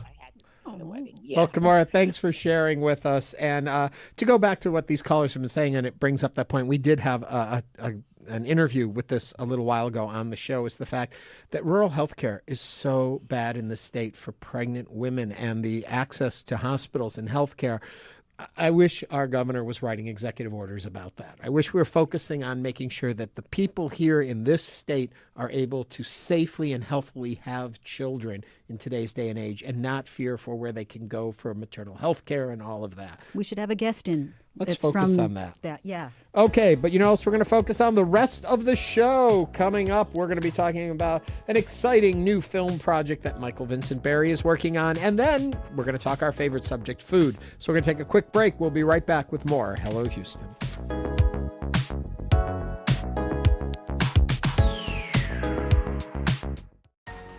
We know you value Houston Public Media. That's why you're watching right now. So take the next step and become a new member of the station you rely on. Every gift makes a difference. And what matters most right now is supporting the station that brings you the news and information you rely on. It only takes a minute to make a big difference. So join as a new member today at houstonpublicmedia.org/donate or call 800-364-8300. More to discover, more to learn. HPM Plus streams the best of PBS and Houston Public Media. Kids, drama, science, local, all in one free app. Go live with channels like TV8, Create, PBS Kids, NHK World, and more, streaming around the clock. And PBS members get full access to past seasons with Passport. Search HPM Plus on your smart and connected TVs. It's all waiting for you. On HPM Plus. Houston Public Media, in partnership with Texas Southern University, brings to you The Vibe. R&B, hip-hop, and neo-soul. Music that resonates with all ages. The Vibe on 88.7 HD3 and on the Houston Public Media app. Support comes from Theater Under the Stars, with a 2026-27 season of Broadway musicals, including The Music Man, Mrs. Doubtfire, and Disney's The Little Mermaid. Information about season ticket packages available at tuts.org. Join us for Hello Houston, weekdays from 11 a.m. to 1 p.m., taking a deep dive into the stories that matter to Houstonians, keeping you informed, engaged, and entertained, with the generous support from our founding sponsor, Kathy Sanders. The Houston Public Media Foundation Board proudly stands with our community in supporting the Resiliency Fund. Their leadership and generosity are helping strengthen the future of trusted local journalism. Thank you to our Foundation Board for investing in Houston Public Media.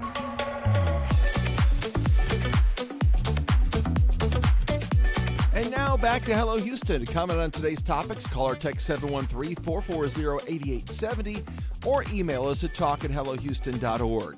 And now Ernie Manouse and guest host Donna Reed. Okay, actor Michael Vincent Barry is returning to his Houston roots to launch a passion project years in the making. It's a short film following an aging man confronting isolation, addiction, and widening gap between societal expectations and lived reality. The story examines how men can slowly detach from their own lives while still searching for hope, reconciliation, and connection. And joining us now to talk about this project is educator, author, actor, and again Houstonian, Michael Vincent Barry. Hello there, sir. How's it going? Hello. It's Thanks good for to having have me. you here. Thanks for having me. I do want to start with the educator part, just for yucks, and so you can share with us. You've had some very well-known students, but one in particular. Who do you think I'm talking about? Oh, that's probably going to be Zendaya. So tell me about that. Then we'll get into all this. Sure, I'm just curious. Yeah, so I had the great privilege of being the artistic director and chair of the theater department at Oakland School for the Arts for about 15 years. And as part of that journey, raising, at the time, a middle schooler, I think she was in 8th grade at the time, Zendaya, and helping her get her launch on Disney's Shake It Up, and then, you know, the rest is history from there. But yeah, I have a little claim to fame in the Oakland world. Yeah. Oh, you got a lot of claims to fame. We'll get some more of those. I'm just curious. So when you see someone like her in a class, do you know there's something special, or can anyone be someone special? 100%. I mean, my moniker used to be, you know, I don't care if you grow up to be anything in the world, just be the best part of it that you can be. And, you know, Zendaya was outgoing and fun and funny faces, and kind of had to get her back in line, and, you know, from time to time. Unruly at times? Unruly a little bit, but that's all right. Yeah. You know, all the kids, I think, have potential out there, and just working in that arena with future artists and was such a joy, and to, you know, obviously to watch her, what she's become, and I think she's, you know, ruling Hollywood these days. She's doing pretty well for herself. She is. You've done pretty well for yourself too. Folks would recognize you from Law and Order SUV, Better Call Saul, Waco: The Aftermath, The Cleaning Lady, Them, and Outer Range, just to mention a few. Just a few. And I bring all of that up because, okay, you've been working long and hard and doing well, but you had this passion project. Talk about it. So, you know, I had a project kind of percolating, if you will, for the last 5 years. My manager, Susan Ferris with Bohemia Entertainment in Los Angeles, has kind of been lifting me up and prodding me, if you will, for the last 5 years to get it off the ground. It started off as a project telling the story of my adopted children. I have 3 deaf children that I adopted about 15 years ago, and she's adopted, and she's prodded me along to kind of get this story out and put it down on paper. And from time to time over the last 5 years, just fighting it and fighting the internal voices in my head of, you know, are you ready to tell this story? You're ready to be vulnerable. You're ready to put it out there to the world. And we finally have gotten it to where it is now. A story about a man, as you said, who can no longer perform in any aspect of his life. A man, like many of us aging men, without a playbook to go by, and how we kind of quietly and secretly disappear from our own lives. And so it's a passion project that's been in my mind. And I finally feel like I've gotten to the point where I'm vulnerable enough to kind of share it with the world. So, yeah. And I know you'll be sharing it with folks in Houston tomorrow, Thursday, at The Flat in Montrose area from 6 to 8. There'll be a free event where people can find out more about what you're doing, what the plan is, how it's going to move forward, and can get involved if they want. Absolutely.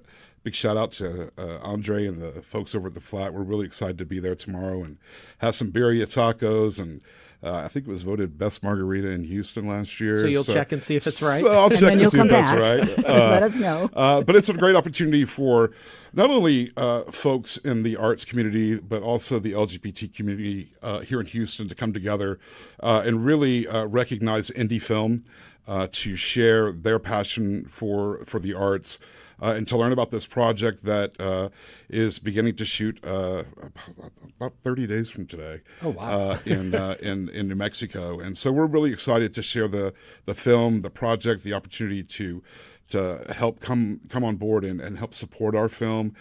You know, these things are not easy to get off the ground, and we've had so many amazing people nationwide really give on a grassroots level to this project. And we're the ending, the finish line is in sight, and we're ready to just get it over the finish line. And as a native Houstonian, just so proud to represent this city in a way that really elevates it and the artists around it. What I liked about when I first heard about this was the fact that, you know, film has the ability to say things. It's just not there for a spectacle to watch and see boom and excitement and all that, but to actually educate and learn from. And that when a real heartfelt story is told and told well, it can be the most powerful tool to connect people. You know, it's amazing. I agree with you. This story is told through the lens of this aging man, and I've had so many people reach out. We've had so many people reach out.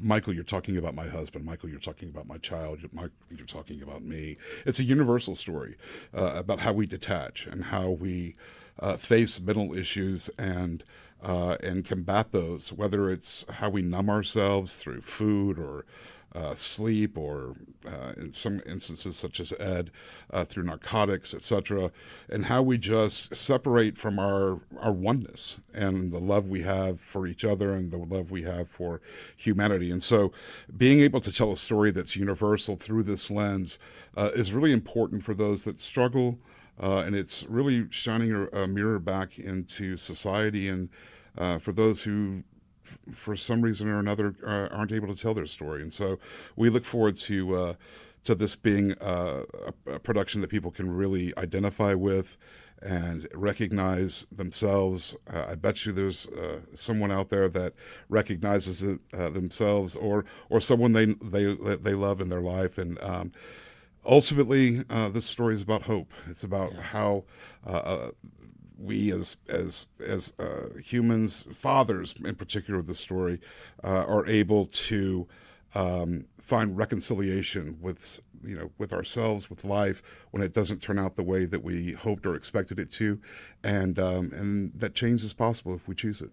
Yeah, I want to remind everyone we are speaking with actor Michael Vincent Berry. The number, if you'd like to join the conversation, is 713-440-8870. In the introduction, I refer to you as educator, author, and actor. Do I have to add director, producer? What am I missing? I'm producing this show along with my good team at Bohemia Group Originals out of Los Angeles. Justin Ross directing and producing. I've directed many shows over the past 30 years in public education and in public theater. Was very fortunate enough to be nominated for a special Tony Award back in 2017 for my work in public education. So this multi-hyphenate, is that what I should just call you? So yeah, we keep pushing and raising the bar as artists, and this is just another part of my journey in this fantastic world of film and television. You talk about this story kicking around in your head for a while and knowing when it was time to share it and tell it. But I look at you from the outside looking in, and you've got your partner, and you've got your children. You just got a new home, and you've got a good career. Did you still deal with these same issues that you're talking about in the film itself? Well, they say write what you know about, right? Yeah. And so this is definitely a semi-autobiographical with a little Hollywood flown in and with it. But it's a story that's near to my heart, obviously. And I think we all, at some point deal with some of the struggles that Ed deals with. And it's about how we are able to see through really the circumstances of our lives and enable us to see that there's possibility for change, and it's all circumstantial, and through the right work and time and focus, that turnaround is possible, survival is possible, and so this message in this film is for folks who may not be able to see that for right now, but just know that you're obviously not out there by yourself. That I see you, we see you, and this story is really for you. I bring that up, though. The way I asked that question was because for all intents and purposes, people would look at you and think, oh, he doesn't have these issues. But I think the point is so many people do. And under the masking of life that surrounds them, we're not taking the time to pay attention to what's going on underneath. Yeah. All of this is built on a house full of trials and tribulations. Yeah. I have my monsters that I've overcome. And I think that's really the point, is to, stop and breathe for a moment and embrace your fellow mankind and your friends and your family, and reach out, and everything that may appear to be well built could be crumbling on the inside. Yeah. How then do you think sharing that story helps build up the community that will see it? Well, I think from one standpoint, from the LGBTQI plus community, it gives us stories that are seldom told. Mm-hmm. Unfortunately, our community has been ravished for the past decades with the HIV/AIDS crisis, and I've lost many friends to that horrific disease. This story goes beyond the typical gay film story, if you will, and it is universal. And so I think whether you're in that community or a supporter, an ally, or if you're in any part of this community that struggles from a mental health standpoint, an addiction standpoint, there are ways that you can overcome these trials and tribulations, and through, I think, this story, we're able to focus and highlight on, this is universal. This is just an every man going through life, and so I think it's relevant, and I think that's a story that's like I said, rarely told, and we're looking forward to sharing it with the audiences that can watch it. As you were making the story, was it affecting the people on the set too in ways that were growth oriented, that people were really, I get what he's trying to say? Well, we're shooting actually the first week of September, so this movie has not been put up on camera yet. Not in yeah. physical production. But as you put it all together, but let me tell you this, 100%. We've had so many people reaching out. Our crew alone are some of the most amazing crew working in Los Angeles, the New Mexico market. Everybody has come on board and said, Michael, I fully see this story. I see it in me. I see it in my neighbor. I see it in my friends. I see it in my family. So they've gotten it right away. They've gotten the understanding of the transformation that Ed has gone through from this. It's set in a rent by the hour, falling apart, dilapidated motel on the side, on the side of the road. And it's Ed's on a 5-day bender. And whether that be sleep or drugs or gambling or whatever it is for anyone out there, we've all been on those kind of like roads to nowhere. And so they've seen the transformation as in this film, realized the catalyst through a character named Cowboy, who offers Ed the possibility of change for the relationship he's had with his children over the years, or lack of.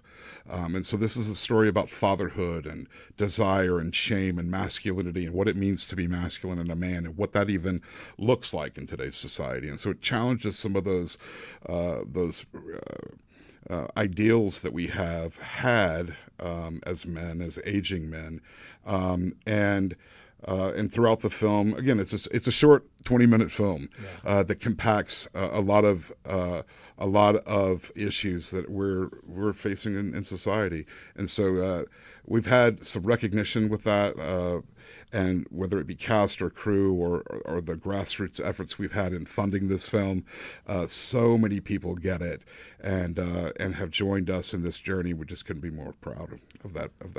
Well, I want to remind folks they have a chance to meet Michael tomorrow night at the Flat in Montrose between 6 and 8 p.m. That's Thursday. It's a free event where they can learn all about Ed, the movie, but they can also learn all about Michael by meeting him there. Yeah. Michael, thank you so much for coming in and doing this with us today. Thank you. Houston Morning educator, author, actor, and multi-hyphenate, we have decided. Michael Vincent Berry is with us. Coming up next, San Shing, a.k.a. Shawn the Food Sheep, is going to be here on Hello Houston. We'll be right back.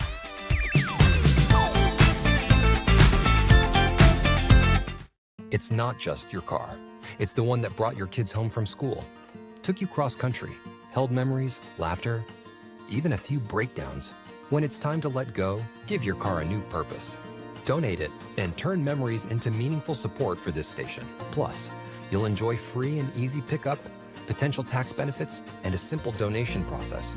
Your gift supports the programs you and your family love. Donate today and help keep public media strong. Call or donate online. Updates. That would include the weather coverage, the local stories, the reporting that helps you make sense of our city of Houston.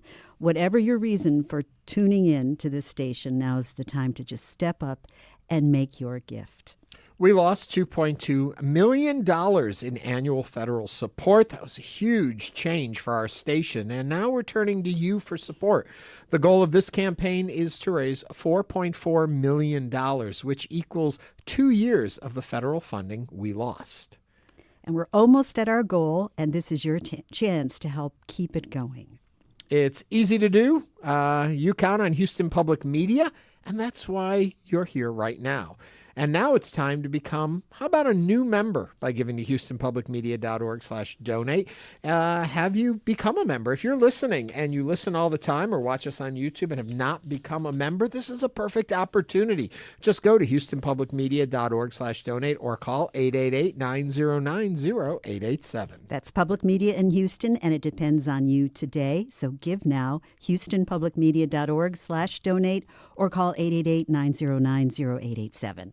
If you've been listening to Houston Public Media for a while and have never given, now is the time to take that next step and make the gift.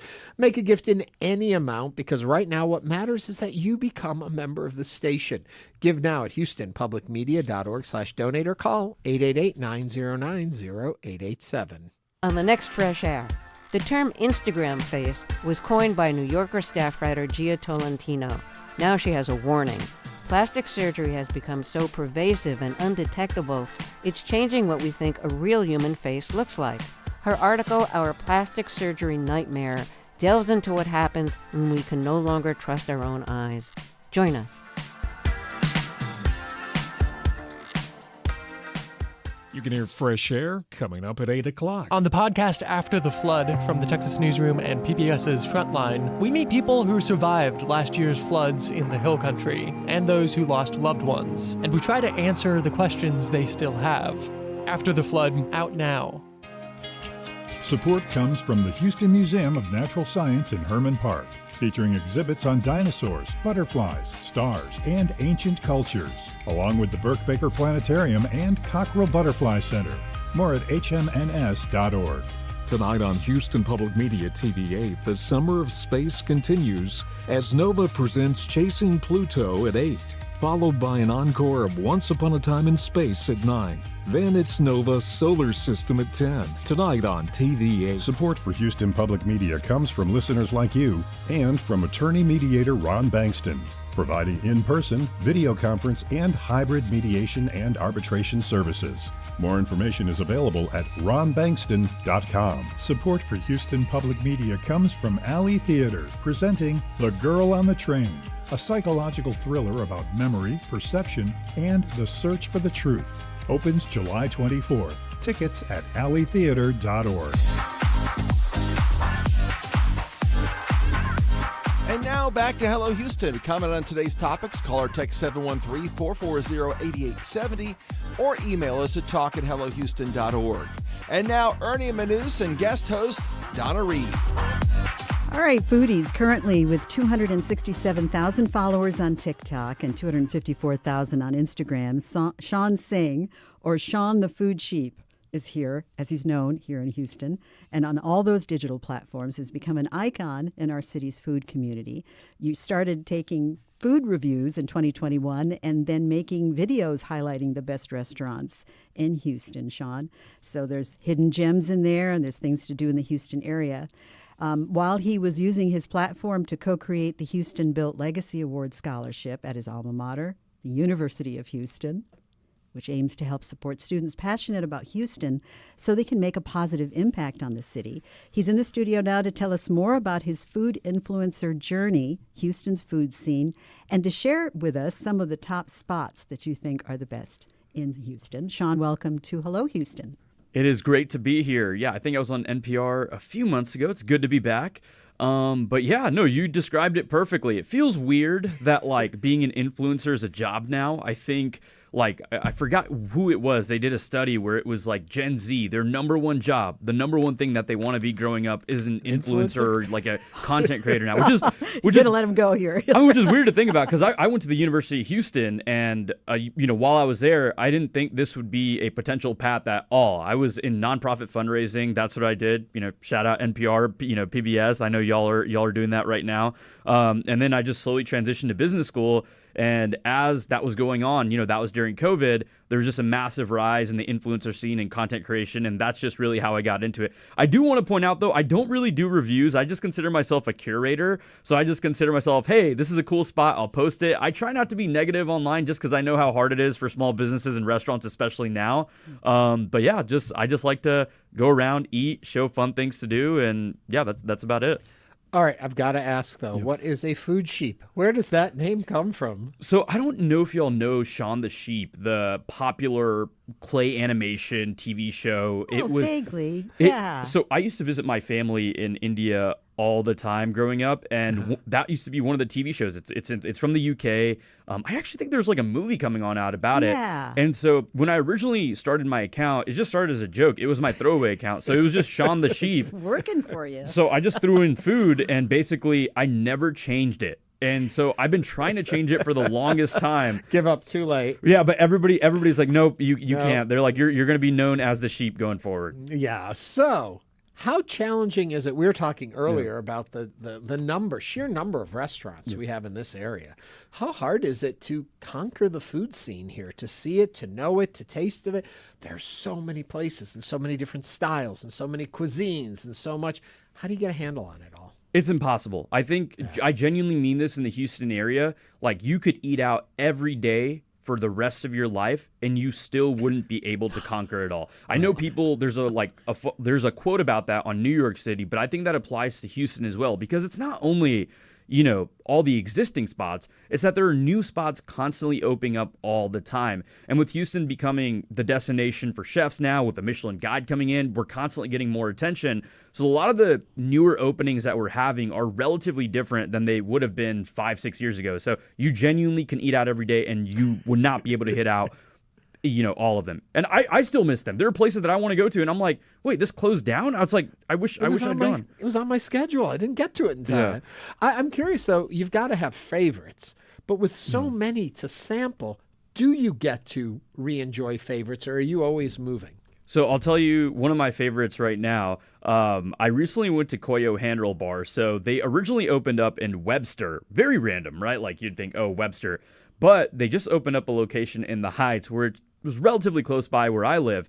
And because it's a handlebar, sushi handlebar, you can have 5 hand rolls and it'll probably be 700, 800 calories. It's not going to be anything insane, but you're getting that great service. You can solo dine there pretty easily and you can be in and out within 20 minutes. So Coyo Hand Roll is like one of those examples of if a place is like low calorie, quick service, I'll visit there a lot.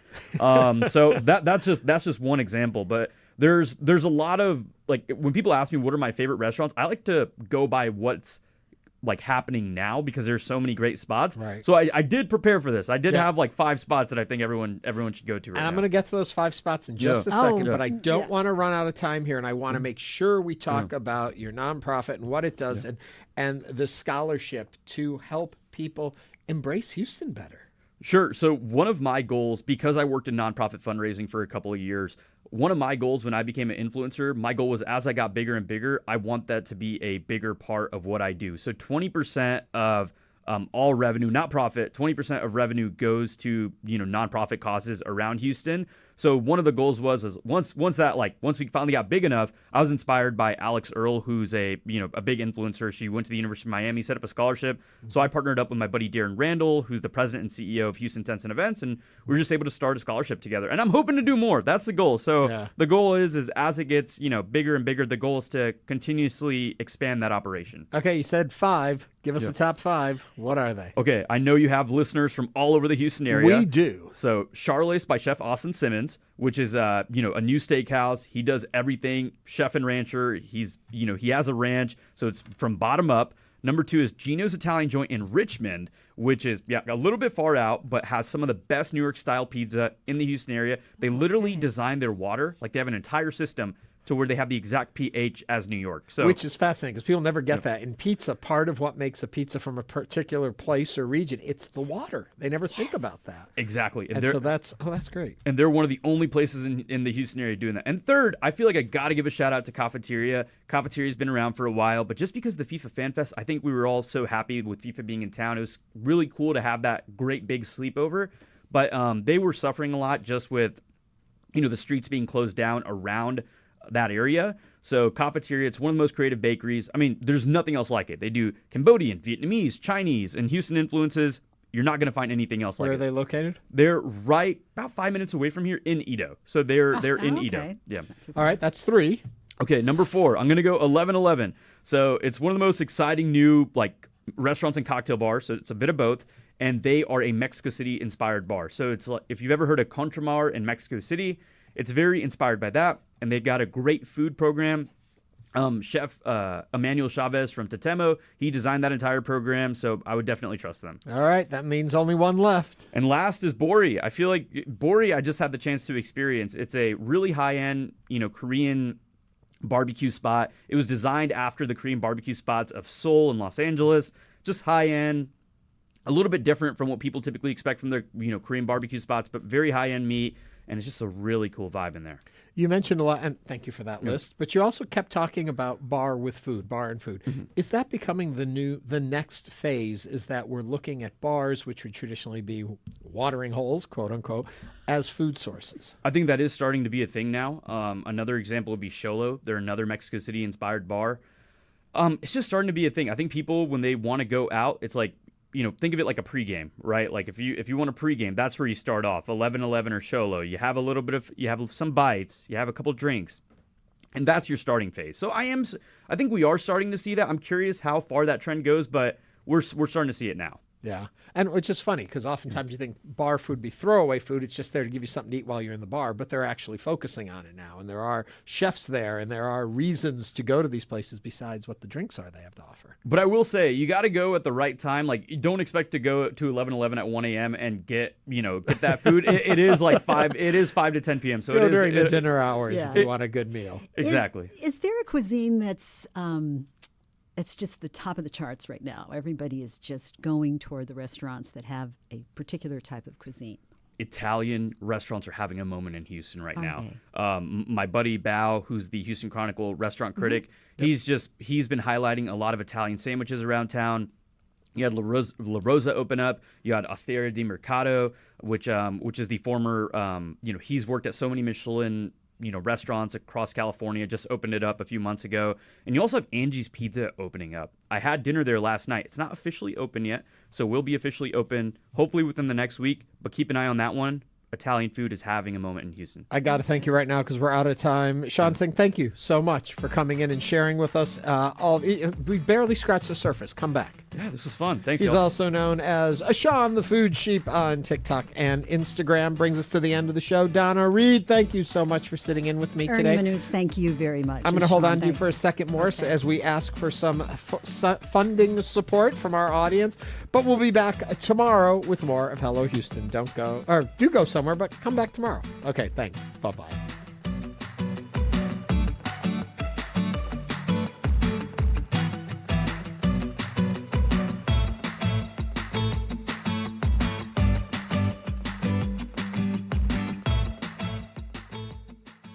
We're in our on-air resiliency fund campaign because Houston Public Media lost support that we used to count on. And what you're hearing is your public media service, not because you have to pay to use it, but because it was built to serve you. And it stays here and it's available to the entire community because people like you support it. And Houston Public Media is 100% community funded. And that's why we're here today asking you to take that extra step and make your gift. If you've never given before, make your very first gift at houstonpublicmedia.org. Or go to the website, houstonpublicmedia.org/donate, or call 888-909-0887. Yeah, as we've talked about, we lost $2.2 million a year. That's about 10% of our budget, and it wasn't insignificant. The goal now is to raise $4.4 million, and that's 2 years of the support that we lost so that this service can stay here and build into the future. Now, we are just under $500,000 away from that goal. So we've cut into a big chunk of it, but we've still got to close this gap. So we ask you right now to go to houstonpublicmedia.org/donate or call 888-909-0887. And when something happens, you want somewhere steady to turn, whether it's a storm, a vote, or breaking news. Houston Public Media is here with facts and context and info to bring you clarity. And we're 100% community funded, as we mentioned. And that means your gift keeps this service ready for the moments that you count on it. Your gift right now is so important. 888-909-0887 at houstonpublicmedia.org. And thank you. Thanks for listening to Hello Houston. Join us every Monday through Friday from 11 a.m. to 1 p.m. to talk all things Houston. The Hello Houston production team includes Garrett Bowman, William Menjivar, Jen Altai, Todd Holslander, and Jim Kavachi. For the latest in local news, subscribe to the Hello Houston daily newsletter at houstonpublicmedia.org. Hello Houston is a production of Houston Public Media. The opinions expressed by the guests in this program are solely their own and do not represent the views of management, staff, or underwriters of Houston Public Media. This is News 88.7.